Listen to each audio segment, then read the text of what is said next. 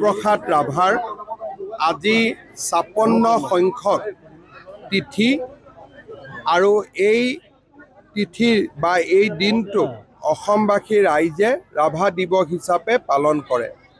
অসম চৰকাৰে এইবাৰ ৰাভা দিৱসৰ কেন্দ্ৰীয় কাৰ্যসূচী তেজপুৰত পালন কৰিব বিচাৰিছে।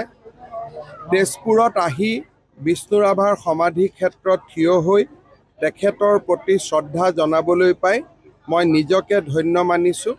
বিষ্ণু ৰাভাৰ আদৰ্শ প্ৰতিগৰাকী অসমবাসীৰ বাবে এক প্ৰেৰণা স্ৰোত হৈ ৰওক তাকে কামনা কৰিছোঁ। যিকোনো খবৰৰ বাবে যোগাযোগ কৰক আমাৰ এই নম্বৰত 7099017330 আৰু 7099017110।